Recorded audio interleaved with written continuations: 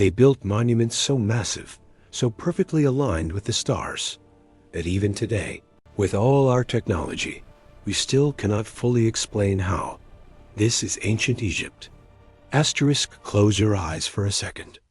Imagine a civilization that lasted not for 100 years, not 500 years, but over 3,000 years. A civilization that built structures so massive they can be seen from space. A civilization that developed writing, medicine, mathematics, and architecture thousands of years before Europe had any of it. That civilization was ancient Egypt. From the banks of the mighty Nile River, a people rose to create one of the most advanced, most mysterious, and most fascinating empires the world has ever seen. Today, we're going deep. The rise of the pharaohs, the building of the pyramids, the secrets of the mummies, the power of the gods, and the final dramatic collapse of it all. Let's go back minus 5,000 years. Section 1. The birth of a civilization. It all starts with a river. The Nile River, the longest river in the world, flows through one of the driest deserts on Earth. Every year it flooded, and when it did, it left behind rich, dark soil perfect for farming. Around 3100 BC, small farming villages along the Nile began to unite. Two kingdoms emerged, Upper Egypt in the south and Lower Egypt in the north. Then came a king named Narmer, also called Menes, who did something historic. He unified both kingdoms into one. He became the first pharaoh of a united Egypt. And with that, one of history's greatest civilizations was born. The Egyptians didn't just farm. They invented a writing system called hieroglyphics, symbols carved into stone that told stories, recorded history, and communicated laws. They developed a calendar based on the stars. They created a numbering system. They even performed surgeries. This was not a primitive culture. This was a civilization firing on all cylinders, thousands of years before most of the world had caught up. Section 2. The pyramids. The greatest mystery. Now, let's talk about what everyone thinks of when they hear ancient Egypt. The pyramids.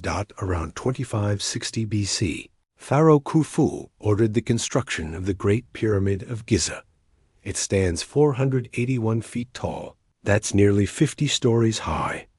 It contains over 2.3 million stone blocks, each weighing between 2 and 80 tons. And here's the part that blows people's minds. It was built with such precision that the four sides of the base are almost perfectly level. The corners align with the four cardinal directions, north, south, east, west, with an accuracy of less than 0.05 degrees. How did people with no modern equipment, no computers, no machinery, pull this off? We know they used sledges, ramps, and tens of thousands of workers. But the full method still sparks debate among historians and archaeologists today. And the Great Pyramid wasn't alone. The Sphinx, a massive lion-bodied statue with a human face, guards the pyramids at Giza. Dozens of other pyramids were built across Egypt, each serving as a tomb for a pharaoh, loaded with treasures, tools, and everything the ruler might need in the afterlife. Because to the Egyptians, death wasn't the end. It was just the beginning of another journey. Section 3. The gods. The pharaohs and the afterlife religion was the heartbeat of ancient Egyptian life. The Egyptians worshipped over 2,000 gods and goddesses. Ra, the sun god. Osiris, the god of the afterlife. Anubis, the jackal-headed god of death. Isis, the goddess of magic and healing. But the most powerful figure of all? The pharaoh. The pharaoh wasn't just a king. He was considered a living god, a bridge between the human world and the divine. Whatever he commanded, it was done. His word was law. Some pharaohs became legendary. Ramesses II, also called Ramesses the Great, ruled for 66 years, built countless temples, and is believed to be the pharaoh of the biblical Exodus. His mummy was so well preserved that when it was sent to France for restoration in 1974, it was given an official Egyptian passport. His occupation? King. Then there was Cleopatra, the last active ruler of ancient Egypt. Brilliant, multilingual, and politically sharp, she formed alliances with both Julius Caesar and Mark Antony to try to save her kingdom. And we cannot forget Tutankhamun, King Tut, who became pharaoh at just 9 years old and died mysteriously at 19. When his tomb was discovered in 1922, it was filled with over 5,000 treasures, and the archaeologist who opened it died shortly after, sparking the legend of the Pharaoh's curse. Section 4. Mummies. Medicine and Science. 6 o'clock to 7:30. The Egyptians were obsessed with life after death, and they developed one of the most sophisticated preservation techniques in history: mummification.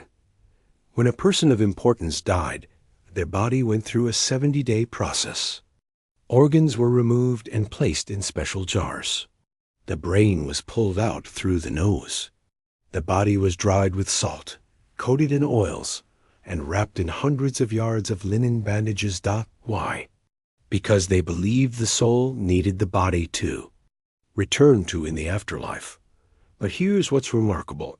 While performing these rituals, Egyptian doctors were also developing real medical knowledge. They documented over 200 diseases and their treatments. They performed surgeries. They used honey as an antiseptic, something modern medicine has confirmed actually works. The Egyptians also made breakthroughs in astronomy, engineering, and mathematics. They calculated the approximate value of pi. They understood the 365-day solar year. They mapped the stars with incredible accuracy. For thousands of years, Egypt was the scientific capital of the world. Section 5. The Fall of Ancient Egypt. But like all great civilizations, ancient Egypt could not last forever. The decline came slowly, then all at once. For centuries, Egypt had beaten back invaders, the Hyksos, the Nubians, the Assyrians. But each battle drained resources and weakened the central power of the pharaohs. By 332 BC, Alexander the Great swept into Egypt almost without resistance. The Egyptians actually welcomed him, seeing him as a liberator from Persian rule. Alexander founded the city of Alexandria, which became the greatest center of learning in the ancient world. After Alexander's death, his general Ptolemy took control, starting the Ptolemaic dynasty, Greek pharaohs who ruled Egypt for nearly 300 years. Cleopatra was the last of them. When Cleopatra and her ally Mark Antony were defeated by the Roman general Octavian in 30 BC, Egypt became a Roman province. 3,000 years of pharaonic civilization over, the temples fell silent. Hieroglyphics were forgotten. The pyramids stood empty, their treasures looted by grave robbers. Sand slowly swallowed the monuments. The world forgot about ancient Egypt until modern archaeologists began digging up the truth. Ancient Egypt is more than history.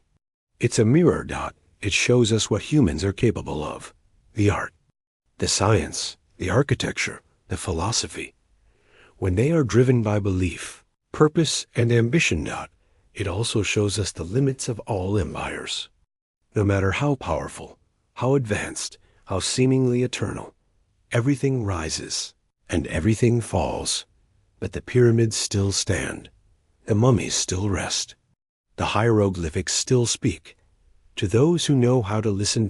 Ancient Egypt may be gone, but it is never truly forgotten.